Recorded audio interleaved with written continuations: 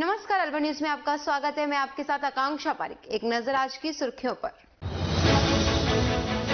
Cyber अपराधियों के परिवार ने पुलिस पर किया हमला। अचानक हमला देख मौके से भागे पुलिसकर्मी।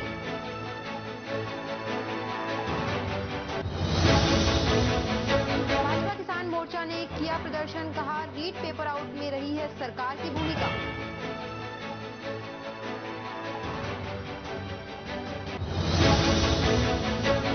शातिर महिला चोर ने शॉप से चुराया कोट पैंट। महिला की चोरी सीसीटीवी में हुई कैद।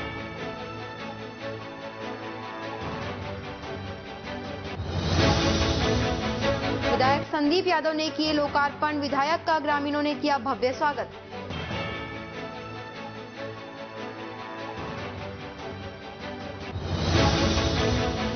अब खबरें विस्तार से।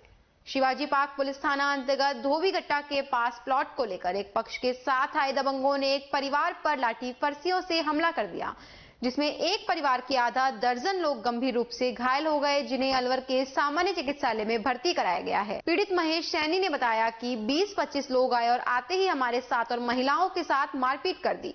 उनके हाथ में लाठी फरसी थे। उन्होंने बताया कि इस संबंध में रामस्वरूप से केस चल रहा है और अभी तक उस पर कोई समझौता नहीं हुआ। यह केस 15 साल से चल रहा है। इधर शिवाजी पार्क पुलिस थाने के सहायक निरीक्षक मुंशी राम ने बताया कि सूचना के बाद मौके पर पहुंचे। वहां पर पुष्पेंद्र, नीरज, दारा सिंह झगड़ा करते मिले और उन्हें थाने ले आए। सुबह जरिए टेलीफोन लैंडलाइन नंबर थाने पर सूचना मिली कि धोबीगट्टा नेशनल जिम के पास झगड़ा हो रहा है और काफी भीड़ भाड़ इकट्ठी हो रही है। मुताबिक टेलीफोन सूचना के तुरंत हम गाड़ी लेकर के मैं जाब्ता के धोबीगट्टा नेशनल जिम के पास पहुंचा तो वहाँ काफ़ी भीड़ थी और आसपास के वहाँ जो लोग इकट्ठे हुए थे उनसे पूछा तो बता रहे थे कि यहाँ एक प्लॉट है राजेश आलमारी के बगल में, तो उसको कोई आपस का दो पक्षों का मामला चल रहा है जिसको लेकर के झगड़ा हुआ था। तो जो व्यक्ति पे चोट लगी है वो वहाँ मौके पे नहीं मिले। उन्होंने वारिसान ने बताया कि वो हॉस्पिटल पहुंचा दिए हैं। वहाँ पर मौके पे 3 व्यक्ति, एक पुष्पेंद्र चौहान, दूसरा नीरज जादौन और तीसरा था दारा सिंह, ये झगड़ा करने वाले मौजूद मिले वहाँ मौके पे, जिनको थाना लेकर आए और एक स्विफ्ट गाड़ी और एक मोटरसाइकिल भी मौके पे मिली, उनको भी साथ लेकर के थाने पर आए। सर, स्थानीय लोगों का आरोप है कि जब सूचना दी गई तो पुलिस तकरीबन 15 से 20 मिनट लेट पहुंची है, क्या उसमें कहना है आपका? तुरंत थाने पर सूचना मिलते ही मैं जाब्ता कि मैं मौके पे पहुंचा था और उसमें लेट का तो ऐसा कुछ नहीं है। यहाँ से जाने का जो 10-5 मिनट का समय लगता है वो तो लगता ही है। मामला हमारा प्लॉट था, कोर्ट से हमारे पक्ष में निर्णय भी आ गया था कि मौके पे हमारा ही कब्जा है और सामने वाले का कोई कब्जा नहीं है, गणेश सैनी का। उसके बावजूद उसने क्या है हमारी बाउंड्री तोड़ दी। बाउंड्री तोड़ के फिर दूसरे दिन 3 तान दी। हमने रिपोर्ट भी दर्ज करवाई लेकिन उस पर कोई कार्रवाई नहीं हुई। 3 तानने के बाद हमने फिर यहाँ पे कहा तो इन्होंने कोई एक्शन नहीं लिया। कहा कि ठीक है हम पाबंद कर देंगे। और कल जब प्लॉट पर गए तो तुम यहाँ क्यों आते हो, तुम्हारा प्लॉट नहीं है, ऐसा कह के भैंस बांधने की धमकी दी हमको। आज हमने जाके हमारी जो बाउंड्री टूट रही थी उसका निर्माण करना चाहा। ये 30-40 आदमी इकट्ठे होके आए और हमारे साथ मारपीट कर। क्या क्या नाम था उनका? उनका गणेश सैनी, उसका बेटा पोपल, पूर्ण, राजेश, महेंद्र, रमेश सैनी पार्षद। आप लोगों को कहाँ कहाँ चोट आई है? इसके सिर में आई है, इसके पैर में, इसके स्टिच आएंगे। अभी यहाँ सुनवाई नहीं हो रही, मेडिकल के लिए नहीं ले जा रहे, अब हम खुद जा रहे हैं। पुलिस वाले आपको मेडिकल के लिए नहीं लेके जा रहे हैं? नहीं, तो कह रहे हैं आप जाओ करवा लो, जरूरत पड़ेगी तो हम फोन कर देंगे। इसके स्टिच आएंगे सिर में।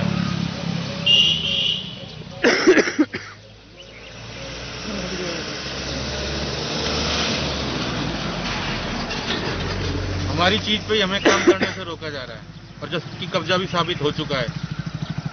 तो आपने लिखित शिकायत दी है थाने में? लिखित शिकायत दी है हमने। क्या बोले हैं प्रशासन, क्या बोल रहा है आपको? कि आप अपने ठीक है मेडिकल कर, मतलब मेडिकल वगैरह जो भी स्टिच वगैरह लगवाने सब मेडिकल करवाइए। हाँ, और हम फोन करेंगे तो आ जाना और आप साइन कर जाना।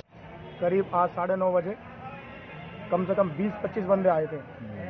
वो प्लॉट हमारा है, उस पर हम वहीं हैं साहब, वहीं रहते थे हम, सब काम वहीं भैंस वैंस बांध रहे हैं वहीं साहब। ऐसे ऐसे हमारा उससे झगड़ा चल रहा था रामस्वरूप से, हम उसको केस जीत गए साहब। वहाँ 20-25 बंदे आए थे और उन्होंने ज़बरदस्ती मौके पर कब्जा करने की कोशिश करी है। हमने उनको मना करी हमारी मिसों ने उनके साथ उन्होंने गंद हाथ चलाए हैं उनके, और उनको साहब नीचे पटक लिया है और उनको अच्छी तरह उनके साथ हाथापाई की है।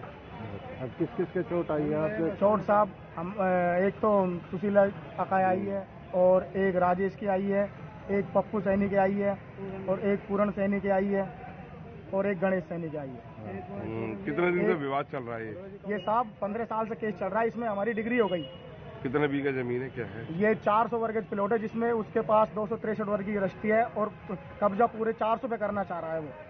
अच्छा, कौन लोग हैं वो साहब राम स्वरूप है और उसके साथ उसका लड़का भी है, उसका नाम मैं जानता नहीं साहब। क्या क्या हथियार लेकर आए थे? लाठी है साहब, उनके पास तलवार थी, ये 3-4 मतलब 20-25-30 जने थे उनके पास। उन्होंने हाथापाई करी है? हाथापाई करी है, हमारी लेडीजों के साथ करिए। हम तो बैठे होते हैं, खाली हमने उनको मना करिए, वो मना करने के बाद हमारी लेडीजों के साथ उन्होंने हाथापाई करी है और उनके हाथ वाथ चलाए हैं, उनको नीचे पटक लिया। पुलिस को सूचना दी थी? पुलिस को सूचना दी है, पुलिस साहब बहुत टाइम लगा रही है, कुछ भी नहीं कर रही साहब। पुलिस थाने में गए थे, वहाँ जाओ, हमारी कोई सुनवाई नहीं हो रही। अब आप ये इलाज करवा रहे हैं? हाँ जी, हम अस्पताल आए हैं, वहाँ इलाज करवा रहे हैं साहब। क्या नाम है आपका? मेरा नाम महेश सैनी है साहब। राजगढ़ पंचायत समिति क्षेत्र के ग्राम कुंडला में भारत सरकार के युवा एवं खेल मंत्रालय उपक्रम के तहत नेहरू युवा केंद्र द्वारा 1 दिवसीय फिट एंड हिट सेमिनार का युवाओं के लिए आयोजन किया गया, जिसके मुख्य अतिथि महंत प्रकाश दास महाराज थे। उन्होंने सेमिनार को संबोधित करते हुए कहा कि युवा भारत सरकार की योजनाओं का लाभ लें व खेल मंत्रालय युवाओं के लिए फिट रखने के लिए कार्य कर रहा है। युवा खेलकूद उच्च स्तर तक खेलें, देश का नाम खेल जगत में विश्व पटल पर स्थापित करें। योग और व्यायाम को भी अपनाएं। अपने पारंपरिक खेलकूद प्रतिस्पर्धा को बढ़ावा देने पर मुख्य अतिथि ने बल दिया। कार्यक्रम के विशिष्ट अतिथि रामकुमार मीणा पटेल प्रमुख समाज सेवी माता दीन पांचाल किसान नेता मूलचंद कारोट रहे। अध्यक्षता राजेंद्र मीणा नेहरू युवा केंद्र ने की। मुख्य अतिथि ने प्रदर्शनी का अवलोकन किया, बच्चों के खेलकूद प्रतियोगिता का निरीक्षण किया व बच्चों को पुरस्कार वितरित किए। महिला चिकित्सालय अलवर में बड़ी लापरवाही सामने आई है। एक व्यक्ति जिसकी पत्नी की ड्रिप आउट थी, जब उन्होंने नर्सिंग स्टाफ अमरचंद मीणा से ड्रिप सही करने को कहा तो पीड़ित के मुताबिक ना तो उन्होंने ड्रिप को सही किया बल्कि बदतमीजी की। इस विषय में जब महिला चिकित्सालय में जिम्मेदार अधिकारियों से पूरे मामले की जानकारी लेने की कोशिश की गई तो जिम्मेदार लोग अपनी जिम्मेदारी से बचते नजर आए। मामला पीएमओ सुनील चौहान के संज्ञान में लाया गया तो वे भी इस मामले की लीपापोती करते नजर आए।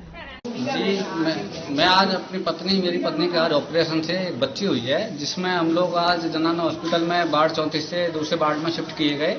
जिस वार्ड में पत्नी के साथ में अभी कोई भी मेंबर घर का परिवार उपलब्ध नहीं था, जिस पर मैं वहाँ बैठा हुआ था, तो मैंने देखा कि जो नर्सिंग स्टाफ है वो उसका व्यवहार ठीक नहीं था और बोतल जो लगाई गई है वो उसमें से ड्रिप लगातार बाहर फैल रही है, आधी से ज्यादा बोतल बाहर फैल गई। जब कंप्लेंट की गई तो भागचंद मीणा जी हैं, जो कि कंपाउंडर हैं, वार्ड के अध्यक्ष, वार्ड के जो प्रमुख व्यक्ति हैं वही हैं, तो उन्होंने कहा कि चलो चलो बाहर चलो। जब मैंने उनसे रिक्वेस्ट किया, साहब मेरे बच्ची के पास में कोई नहीं है, मैं अपनी बच्ची के पास बैठा हूँ और पत्नी मेरी अभी बेहोशी की हालत में है, जो ऑपरेशन से अभी आई है, तो उन्होंने तुरंत प्रभाव से बाहर निकलने के कहा किसी को भी शिकायत कर, कोई भी कर, हम कोई भी कार्रवाई कर, हम नहीं डरते किसी से भी, और सीधा भगा दिया यहाँ से।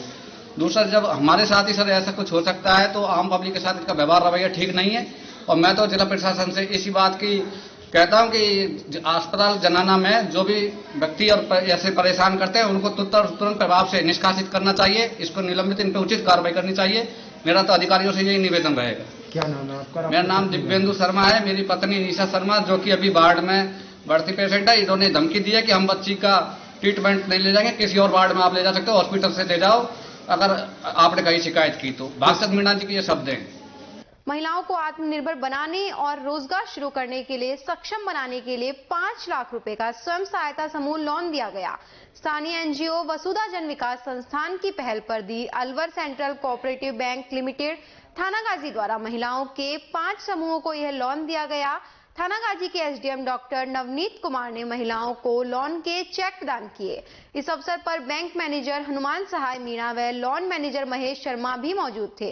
एसडीएम ने यहां उपस्थित स्वयं सहायता समूहों की पदाधिकारियों से वार्तालाप कर उनके कार्य के बारे में जानकारी ली। एसडीएम ने उनसे यह भी जाना कि वे लोन के इस पैसे से रोजगार शुरू कर अपने उत्पादों को किस प्रकार बाजार तक पहुंचाएंगी। वसुधा जन विकास संस्थान की अध्यक्ष मोना शर्मा ने बताया कि संस्थान की ओर से महिलाओं को अब तक 11.5 लाख रुपए का लोन दिलाया जा चुका है। यह लोन ग्रामीण महिलाओं को आत्मनिर्भर बनने में काफी सहायक होगा। इससे उनके रोजगार के नवीन रास्ते खुलेंगे। रामगढ़ पंचायत समिति सभागार में ब्लॉक स्तरीय शिक्षा विभाग के पदाधिकारियों की समीक्षा बैठक का आयोजन हुआ। मुख्य ब्लॉक शिक्षा अधिकारी विश्राम गोस्वामी द्वारा रामगढ़ पंचायत समिति के अंतर्गत आने वाले समस्त ग्राम पंचायतों के पीईओ और प्रधानाचार्य की समीक्षा बैठक का आयोजन किया गया। समीक्षा बैठक का उद्देश्य आगामी 4 वर्षों में शाला में नामांकन बढ़ाना और शाला में बच्चों के बैठने के लिए कमरों सहित मूलभूत सुविधाओं की योजना तैयार करना व शालाओं में लेबोरेटरी तैयार करने के लिए कहां-कहां कितने बजट की आवश्यकता पड़ेगी, इसके बारे में कार्य योजना तैयार कर एकत्र करने और उस कार्य योजना को जिला स्तर पर भेजने के बारे में समीक्षा बैठक की गई। ब्लॉक शिक्षा अधिकारी कार्यालय में कार्य जितेंद्र कुमार मोदी आरपी ने बताया कि बैठक ब्लॉक शिक्षा अधिकारी विश्राम गोस्वामी की अध्यक्षता में आयोजित की गई, जिसमें प्रधान नसरू खान ने भी अपनी उपस्थिति दर्ज कराई। समीक्षा बैठक में मुख्य ब्लॉक शिक्षा अधिकारी विश्राम गोस्वामी, एमजी विद्यालय रामगढ़ प्रधानाचार्य राजेश मुखीजा, सीनियर सेकेंडरी विद्यालय रामगढ़ प्रधानाचार्य रमेश पालीवाल, अलावड़ा महात्मा गांधी विद्यालय प्रधानाचार्य सुरेंद्र यादव, पीईओ सतपाल सिंह, पीईओ जगदीश शर्मा, सुभाष वर्मा, नरेश भाटिया, मनीष वर्मा सहित समस्त पीईओ मौजूद रहे। मैं जितेंद्र कुमार मोदी आरपी सीबीओ कार्यालय रामगढ़ में पदस्थापित हूँ। आज हमने 3/2/2022 को समीक्षा बैठक रामगढ़ ब्लॉक की पंचायत समिति में रखी है। साथ ही हमने इसमें 4 साल का जो प्लान है, यानी जिसमें PS, UPS, secondary, senior secondary विद्यालयों का 2022-23, 23-24, 24-25 और 25-26 का 4 साल का प्लान हमको तैयार करके और ये जिला लेवल पे हमको भेजना है और जिले से फिर ये स्टेट और स्टेट से फिर ये केंद्र में जाएगा, जिससे कि पूरा जो बजट का आवंटन होता है अपने को विद्यालय के अंदर क्या क्या भौतिक सुविधाएं, कैसे हम नामांकन, कैसे हम लैब की आगे चर्चा करेंगे, उसके ऊपर सारी योजना बनाकर उसके लिए आज हमने पंचायत समिति सभागार में हमारे सीबीओ साहब जो विश्राम गोस्वामी जी हैं उनकी अध्यक्षता में, जिसके अंदर हमारे रामगढ़ ब्लॉक के प्रधान नसरू खान जी भी पधारे और ये बैठक आयोजित की है। धन्यवाद। गोविंदगढ़ कस्बे के समीप ग्राम पंचायत सेमला खुर्द में साइबर क्राइम के अपराधियों को पकड़ने गई गोविंदगढ़ एवं पश्चिम बंगाल की पुलिस पर गांव की महिलाओं ने बीती रात्रि को पुलिस पर पथराव किया और सरकारी गाड़ी के शीशे तोड़ उसे क्षतिग्रस्त कर दिया। पुलिस गाड़ी के ड्राइवर तथा पश्चिम बंगाल के पुलिसकर्मी को भी चोट लगी। अचानक हमला होता हुआ देख पुलिसकर्मी मौके से भाग गए। बाद में रामगढ़ बड़ौदा में लक्ष्मणगढ़ की पुलिस को भी बुलवाया गया। मौके पर जिला कलेक्टर नन्नूमल पहाड़िया, पुलिस अधीक्षक तेजस्विनी गौतम पहुंचे और घटना की जानकारी जुटाई। रामगढ़ वृत्त अधिकारी कमल प्रसाद मीणा ने बताया कि सेमला खुर्द के कुछ युवकों ने पश्चिम बंगाल में लाखों रुपए की ठगी की है। उन युवकों की लोकेशन इसी गांव की मिल रही थी। पश्चिम बंगाल की पुलिस इस साइबर क्राइम के जांच के मामले में आई हुई थी। घटना में महिलाओं ने पथराव कर अपराधियों को भगाने में पूरी मदद की और पुलिस पर जानलेवा हमला कर दिया। गांव में OLX सहित अन्य प्रकार से ठगी के धंधे बेखौफ चल रहे हैं, जिनका पुलिस का भी डर नहीं है और अब ग्रामीण पुलिस पर सीधा हमला करने से भी नहीं चूकते हैं। पुलिस ने 20 से अधिक अपराधियों को नामजद किया है और उनके खिलाफ मामला दर्ज किया है। पश्चिमी बंगाल से पुलिस टीम आई थी इन्वेस्टिगेशन के लिए। उनके यहाँ एक प्रकरण दर्ज हुआ है 11/2022। उसमें हमारे यहाँ सैदमपुर इलाके के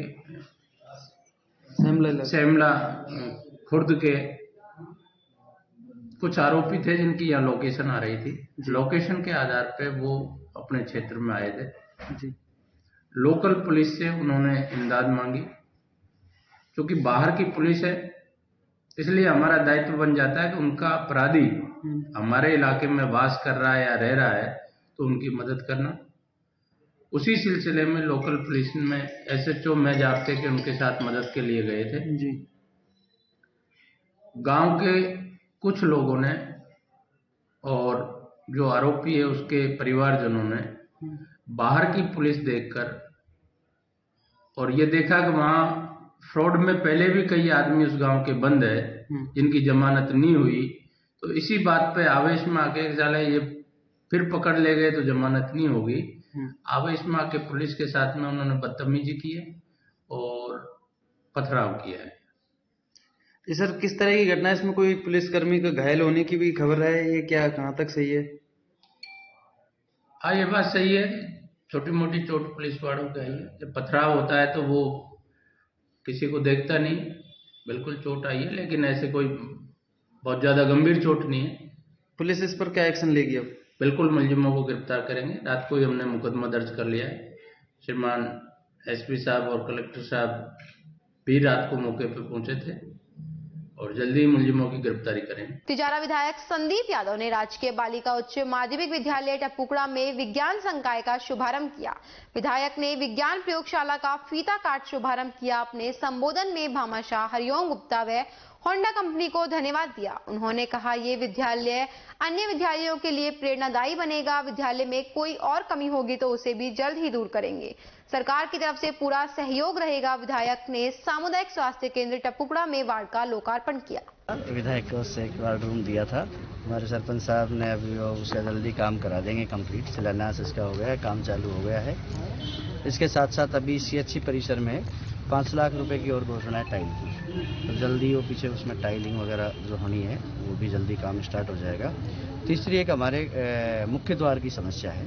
मुख्य द्वार पे जो एंट्री का पॉइंट है वहाँ पे गंदगी भी है, वहाँ पे नाला टूटा हुआ है और इसका भी जल्द ही काम, ये कुछ काम NCR जो सड़क बन इससे हो रहा है, कुछ हमारे भामा साहब के सहयोग से हो रहा है। बचा हुआ जो काम बच जाएगा आपको CHC 2 महीने 3 महीने बाद अलग नजर आएगी। जो बचा हुआ काम है मेरी तरफ से हो जाएगा। तो टपुकड़ा CHC ही अब हमारे पास बच रही है। तिजाराम को काम हो गया, भिवाड़ी में सब डिविजनल हॉस्पिटल हो गया है। अब अगला ध्यान टपुकड़ा CHC पे है। टपुकड़ा में कॉलेज खुल गया, तहसील बन गई। अब नगर पालिका का भी हमारा प्रायोरिटी है और हॉस्पिटल जो हमारी CHC है, अब एक तो इसमें बेड बढ़वाने हैं और दूसरा जो हमारे जो यहाँ की इंफ्रास्ट्रक्चर में जो कमियाँ हैं वो अब धीरे धीरे करके मैं आपको भरोसा दिलाता हूँ, आपको थोड़े दिनों बाद यहाँ पे अंतर नजर आएगा। और मनोज जी ने जो कही है, अलवर में मूक बधिर बालिका के साथ हुई हैवानियत के मामले में अब सर्व समाज न्याय संघर्ष समिति ने अलवर के शहीद स्मारक पर अनिश्चितकालीन धरना शुरू कर दिया है। समिति ने ऐलान किया है कि इस रास्ते से रोजाना सारे अधिकारी कार्यालय जाते हैं। जब भी कलेक्टर व SP इस रास्ते से आएंगे जाएंगे तो उन्हें काला झंडा दिखाया जाएगा। मालाखेड़ा गेट गुरुद्वारा के प्रधान एडवोकेट तारा सिंह ने बताया कि पहले धरना हॉप सर्कस पर शुरू किया गया था, लेकिन अब शहीद स्मारक पर शुरू किया गया है। पीड़िता को न्याय दिलाने के लिए प्रशासन के सामने कड़ा विरोध दर्ज कराया जाएगा, जिसमें जिला प्रशासन के अधिकारियों को आने जाने पर काले झंडे दिखाए जाएंगे।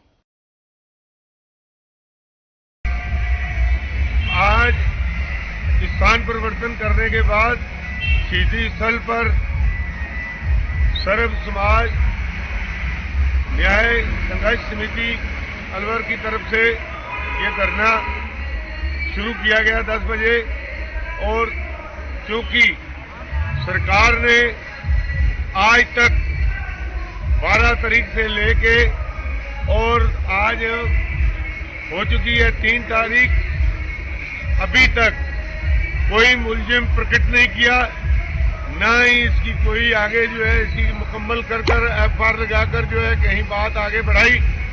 CBI में केस भिजवाना पड़ा और भिजवाने के बाद आज तक 17 तारीख के बाद और आज तक 3 तारीख तक ये CBI को भी यहाँ नहीं भेजा गया भारत सरकार की तरफ से। हम भारत सरकार से ये बेनती करते हैं कि जल्द से जल्द वहां से टीम को भेजा जाए और मुलजिमों को पकड़ा जाए और उनको सजाए मौत दिलाई जाए और जल्दी से जल्दी आम जन भावना को शांत किया जाए। जो अलवर की आम जन भावना में ये आक्रोश बढ़ता जा रहा है, जिसको शांत किया जाए और जो है यहाँ जो है कई तरह के जो संगठन, समाज, छात्र छात्राएं और आम लोगों के साथ सहयोग से ये कार्य चल रहा है।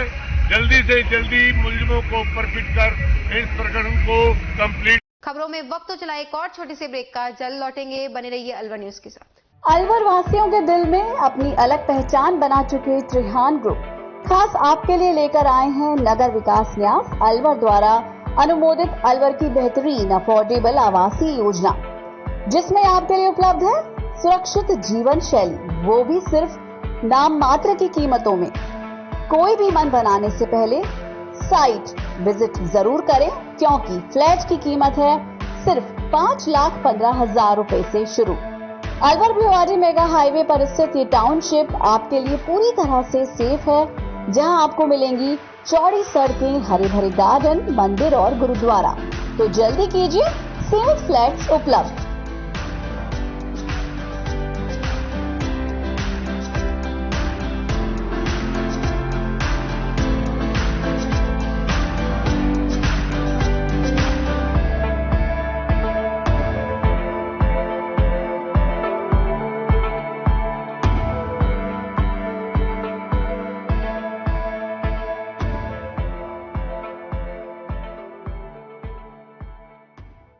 तेज दिमाग, पैनी नजर और निर्णय लेने की क्षमता आपको बनाती है देश का स्वर्णिम भविष्य। नरेंद्र तिवारी IAS एकेडमी, जो कि है सभी प्रतियोगी परीक्षाओं के लिए सर्वश्रेष्ठ संस्था, जहां का उन्नत माहौल और सही मार्गदर्शन आपको RAS, IAS, शिक्षक, REET, SSC, railway, Delhi police, Rajasthan police, SI, पटवारी, STC और B.Ed जैसी प्रतियोगी परीक्षाओं में सफलता का रास्ता दिखाएगा। अलवर की सर्वश्रेष्ठ प्रतियोगी संस्था Narendra Tiwari IAS academy, railway station के पास, लिटिल बर्ड स्कूल के पीछे, नेहरू नगर, अलवर।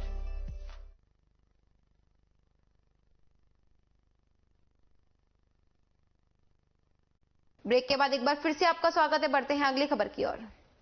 जिले के कठुमर तहसील के एक फौजी को अभी हाल ही में 26 जनवरी के मौके पर भारतीय थल सेना में लेफ्टिनेंट के पद से नवाजा गया है। फौज के इस सिपाही ने अथक प्रयासों से सीढ़ियां चढ़ते हुए मंजिल हासिल की है। इन्होंने फौज में लेफ्टिनेंट का पद लेकर अपने गांव का ही नहीं, जिले का नाम भी रोशन किया है। उपखंड की ग्राम पंचायत तसई, जहां से अमूमन व्यक्ति फौज में है, इसी गांव के रहने वाले हैं रमेश सिंह चौहान, पुत्र स्वर्गीय राम सिंह चौहान। फौज में सूबेदार मेजर की पोस्ट पर तैनात थे, जिन्हें 26 जनवरी 2022 को गणतंत्र दिवस के मौके पर उत्तर प्रदेश के सहारनपुर में लेफ्टिनेंट की रैंक से नवाजा गया है। रमेश सिंह चौहान एक सिपाही की हैसियत से फौज में भर्ती हुए थे। माता बीबी रानी मंदिर में मेले का आयोजन हुआ, जिसमें दूर दराज से आए श्रद्धालुओं ने माता बीबी रानी की ढोक लगा मन्नत मांगी।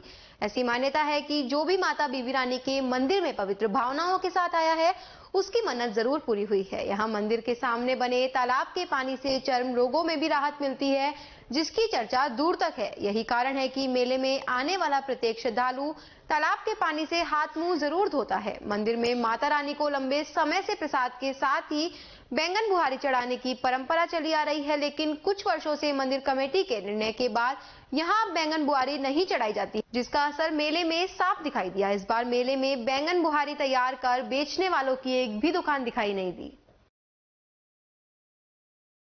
कोटकासिम पुलिस थाना की गठित टीम ने अवैध देसी कट्टे के साथ एक व्यक्ति को गिरफ्तार किया है। मुखबिर की सूचना पर तिगावा गांव में बने स्कूल के पास वारदात को अंजाम देने की फिराक में घूमते पाया गया, जिसको पुलिस ने गिरफ्तार किया। कोटकासिम थाना अधिकारी महावीर सिंह शेखावत ने बताया कि कोटकासिम पुलिस लोकल व स्पेशल एक्ट के तहत कार्रवाई करने के लिए क्षेत्र में गश्त पर थी। तभी मुखबिर की खास सूचना के मार्फत से यह पता चला कि क्षेत्र के खेड़ा तिगावा गांव के सरकारी के पास नितिन पुत्र सोमदत्त मेघवाल देसी कट्टे के साथ किसी वारदात को अंजाम देने की फिराक में घूम रहा था।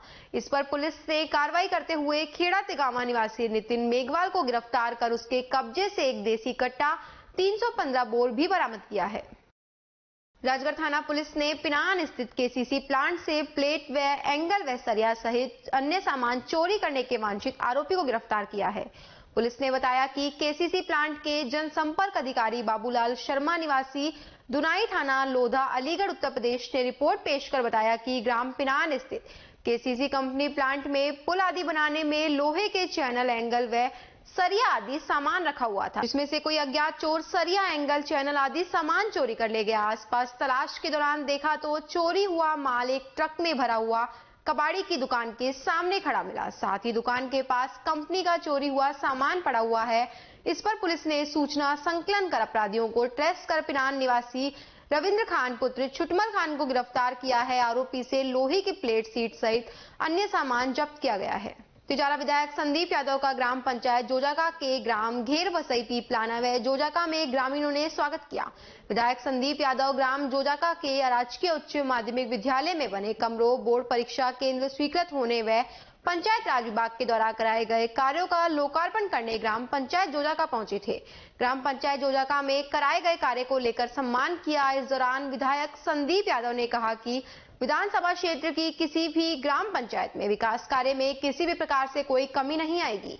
इस दौरान कार्यक्रम की अध्यक्षता सरपंच जोजाका आबिदा ने की। इसके साथ ही विधायक संदीप यादव ने ग्राम पंचायत इसरोदा के ग्राम शेखपुर अहीर के स्कूल में बने 3 कमरों का लोकार्पण किया। वे ग्राम शेखपुर अहीर में इंटरलॉकिंग व टाइल के रास्ते व बंद पाइपलाइन के निर्माण कार्यों का भी लोकार्पण किया। कार्यक्रम की अध्यक्षता सरपंच रतिराम यादव ने की। कार्यक्रम में जिला पार्षद अनिल मंगतराम, देशराज यादव, चेयरमैन झब्बूराम सैनी, सरपंच राजेश यादव, मंगतूराम यादव, नरेंद्र रोकी, भीम सिंह, रब्बड़ सरपंच, थाना अधिकारी सचिन शर्मा, प्रधानाचार्य Pankaj Gupta, JP Sanjay, Suresh, Jagdish, Sarjeet, Laxmiram, dealer Anish, Ashok Razzak, master Arjun Singh सहित आदि ग्रामवासी उपस्थित रहे। इसी के साथ खबरों में वक्त तो चला एक छोटे से ब्रेक का। जल्द लौटेंगे, कहीं नहीं जाइएगा, जुड़े रहिए अलवर न्यूज के साथ। आपके शहर में छाई खुशियां हैं अपार, सखी दूध भंडार आया आपके द्वार। आपके शहर में छाई खुशियां हैं अपार, सखी दूध भंडार आया आपके द्वार। आया आया देखो ताजा दूध आया, गुणकारी और गाय भैंस का दूध आया।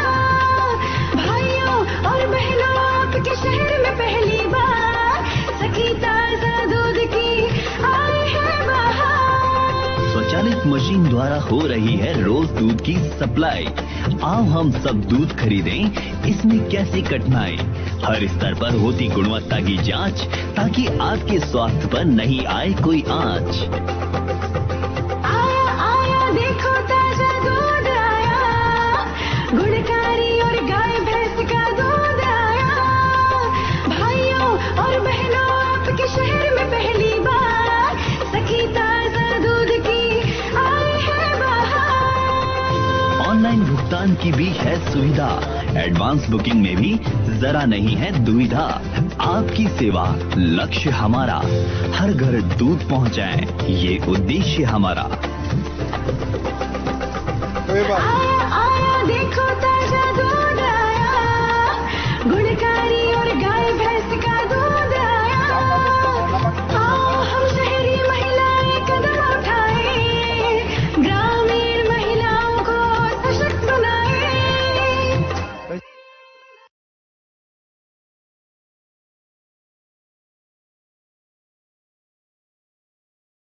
ब्रेक के बाद एक बार फिर से आपका स्वागत है। बढ़ते हैं अगली खबर की ओर। भिवाड़ी में बीते दिन शहर के सेंट्रल मार्केट में स्थित सोनू फैशन शॉप में एक महिला अपनी शॉल के अंदर काख में दबाकर एक कोट पैंट चोरी कर ले गई। शॉप मालिक नीरज ने बताया कि मेरी शॉप में काम करने वाले लड़के ने बताया कि एक कोट का खाली बैग रह गया है, जिसमें कोट पैंट नहीं है। जब शॉप मालिक ने सीसीटीवी कैमरे चेक किए तो एक महिला लाल रंग की शॉल पहने शॉप में आई, जिसने कोट पैंट को दिखाने के लिए कहा। लड़के ने कई जोड़ी कोट पैंट दिखाए पर उसे कोई भी पसंद नहीं आया। उसके बाद उस महिला ने एक कोट के अंदर एक पैंट डालकर उसको सावधानी से लाल रंग की शॉल के अंदर छिपा लिया और वहां से चुपचाप निकल गई। फिलहाल शॉप मालिक नीरज ने कोई भी शिकायत थाने में नहीं दी है।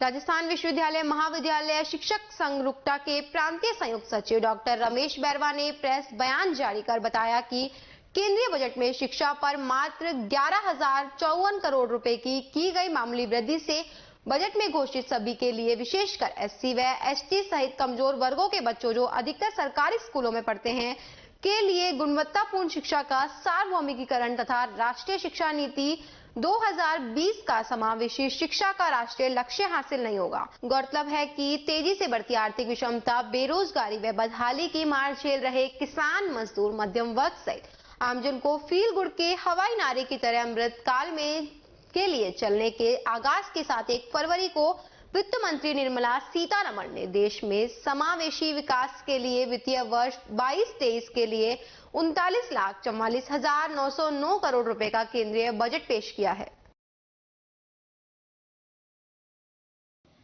केंद्रीय वित्त मंत्री निर्मला सीतारमण ने 1 फरवरी को वित्तीय वर्ष 2022-23 के लिए बजट पेश किया है। इस बजट में शिक्षा पर भी एक मामूली सी बढ़ोतरी की है, जिससे समावेशी विकास और समावेशी शिक्षा का हमारा लक्ष्य है वो कतई भी हासिल नहीं होगा। और उच्च शिक्षा के क्षेत्र में जो रूसा के बजट में कटौती की गई है, साथ ही साथ जो डिजिटल शिक्षा पे जोर दिया गया है एक तरफ तो, लेकिन ये बात भी तय है कि जो डिजिटल शिक्षा के लिए बजट पिछले वर्ष की तुलना में 645 करोड़ रुपए से घटाकर इसे 34% कम कर दिया गया है। इसे 421 करोड़ रुपए कर दिया गया है। उस शिक्षा के लिए केंद्रीय योजनाओं का सकल बजट गत वर्ष के 6,069 करोड़ रुपए से घटाकर के 5,412 रुपए कर दिया गया है। असल में स्थिति ये है कि मोदी सरकार अर्थव्यवस्था की तरह शिक्षा में भी निजी क्षेत्र के वर्चस्व को बनाए रखना चाहती है। शिक्षा पर समुचित व्यय नहीं करना चाहती है और इससे समावेशी विकास ही नहीं बल्कि समावेशी शिक्षा का लक्ष्य वो बुरी तरह प्रभावित होगा। नई शिक्षा नीति 2020 सहित दशकों से शिक्षा पर जीडीपी की 6% खर्च के राष्ट्रीय लक्ष्य की तरफ नहीं बढ़ पाएंगे हम लोग।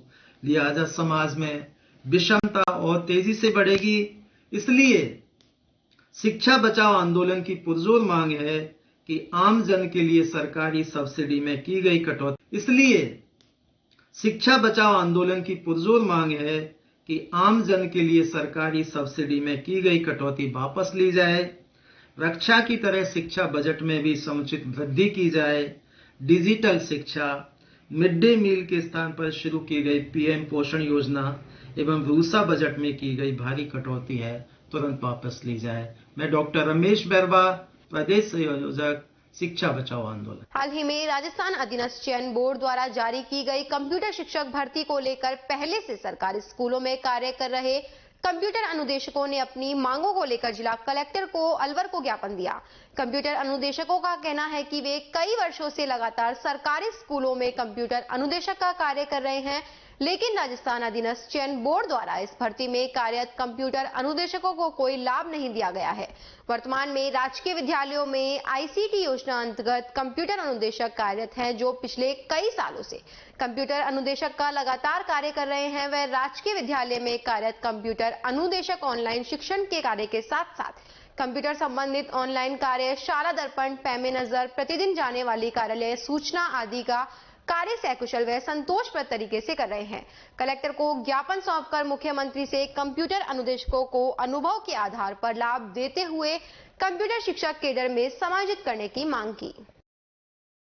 भाजपा किसान मोर्चा प्रदेश कोषाध्यक्ष दिनेश भार्गव के नेतृत्व में मोर्चा कार्यकर्ताओं ने कलेक्ट्रेट परिसर में विरोध प्रदर्शन कर राज्यपाल के नाम जिला कलेक्टर नन्नूमल पहाड़िया को ज्ञापन दिया। प्रदर्शन में भारतीय जनता पार्टी अलवर दक्षिण के जिला उपाध्यक्ष अशोक गुप्ता का सानिध्य भी मिला। प्रदेश कोषाध्यक्ष दिनेश भार्गव ने कहा कि राजस्थान में रीट की परीक्षा में पेपर आउट होने और कांग्रेस की संलिप्तता होने के विरोध में भाजपा के प्रदेश अध्यक्ष सतीश पूनिया और युवा मोर्चा के कार्यकर्ताओं द्वारा जयपुर में 1 फरवरी को शांतिपूर्ण प्रदर्शन पर राज्य सरकार के इशारे पर पुलिस द्वारा बर्बरतापूर्वक अमानवीय व्यवहार कर लाठी चार्ज करके बेवजह गिरफ्तारी की गई, जिससे पार्टी के 34 कार्यकर्ताओं को गंभीर चोटें आई हैं। इस घटनाक्रम की अलवर भाजपा किसान मोर्चा दक्षिण कड़े शब्दों में निंदा करता है। विरोध प्रदर्शन में किसान मोर्चा जिला महामंत्री योगेंद्र सिंह चौधरी, जिला उपाध्यक्ष रामजी लाल यादव, पंडित नाथुराम शास्त्री, ओम प्रकाश शर्मा, हरि सिंह चौधरी, जिला मंत्री सतीश पाराशर, सोशल मीडिया प्रभारी जितेंद्र कौशिक, मंडल अध्यक्ष जसवंत यादव, कैलाश सैनी, राहुल राजपूत, मोनू यादव, रामवीर जाट, भुल्ला जाट सहित भाजपा कार्यकर्ता शामिल रहे। दिनों से देख रहे हैं लगातार सरकार में, चाहे आरएस का एग्जाम हो, चाहे रीट का हो, चाहे दूसरे पेपर्स हो, जिनमें कितनी धांधली हो रही है, कितने पेपर लीक हो रहे हैं। लगातार बच्चे अवसाद में आ गए, आत्महत्या कर रहे हैं, और जो पढ़ने वाले बच्चे हैं उनका तो कुछ हो नहीं रहा, और जो केवल पैसे दे के पेपर खरीद रहे हैं उनका काम हो रहा है। सरकार पेपर बेचने का काम कर रही है, और जो कार्यकर्ता, हमारे कार्यकर्ता उसका विरोध करते हैं तो उनकी मारपीट की जाती है, उनके साथ उनको बंद किया जाता है, लाठीचार्ज किया जाता है। उसके लिए हम ये मांग कर रहे हैं कि जिन लोगों ने हमारे कार्यकर्ताओं पर हमला किया है उनको गिरफ्तार किया जाए, और जो ये रीट के पेपर में दोषी लोग हैं इनको दंडित किया जाए और सीबीआई की जांच की जाए। आज किसान मोर्चा दक्षिण की तरफ से ये हमारी मुख्य रूप से मांग थी। इसके अलावा ये भी है कि सरकार को जल्दी जल्दी बदला जाए, और गवर्नर महोदय को हमने ज्ञापन दिया है कि जो भी इसमें दोषी हैं उनको निलंबित किया जाए, गिरफ्तार किया जाए, उनको सजा दिलाई जाए। जयपुर में हमारे प्रदेश अध्यक्ष आदरणीय सतीश पूनिया जी के नेतृत्व में भारतीय जनता युवा मोर्चे के द्वारा जो शांतिपूर्ण तरीके से रिट परीक्षाओं के जो पेपर आउट हुए थे उसको लेकर के प्रदर्शन किया जा रहा था, लेकिन पुलिस ने निहत्थे भारतीय जनता पार्टी के कार्यकर्ताओं पर निहत्तों पर बर्बरतापूर्ण जिस तरीके से लाठीचार्ज किया उसकी मैं भरपूर निंदा करता हूं, और गहलोत सरकार को ये चेतावनी देते हुए कि बताता हूं कि ये आपके अब ताबूत की आखिरी कील साबित होगा, और जब तक हम इस सरकार को नहीं उखाड़ फेंकेंगे तब तक हम आंदोलन पे रहेंगे। और भारतीय जनता पार्टी जब तक सीबीआई की जांच नहीं हो जाए तब तक इस आंदोलन को करेगी, और हमारी मेन डिमांड यही है कि सीबीआई की जांच हो, और गहलोत सरकार ने जिस तरीके से जरूरी साहब को बर्खास्त किया उसी तरीके से गहलोत सरकार को भी नैतिकता के आधार पर इस्तीफा दे देना चाहिए। मौजूदा सरकार अगर सीबीआई की मांग को स्वीकार नहीं करती है तो आगे की किस तरीके की रणनीति रहेगी? वो आगे के निर्देश के अनुसार हम देखेंगे, और जो भी होगा आगे जो भी हमारे प्रदेश अध्यक्ष निर्णय लेंगे उसका अनुसरण करेंगे। आज की ताजा खबरों में इतना ही, बने रहिए अलवर न्यूज के साथ।